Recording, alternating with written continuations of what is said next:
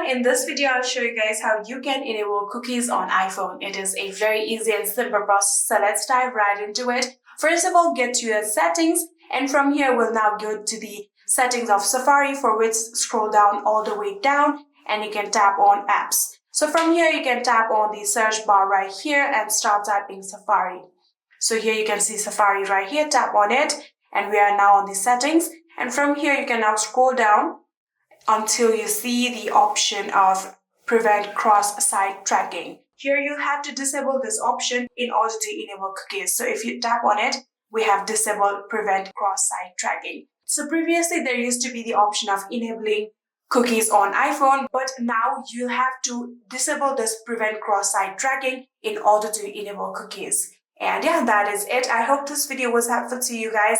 If it was, please do not forget to hit that subscribe button and like our video. Thank you so much for watching. See you in the next.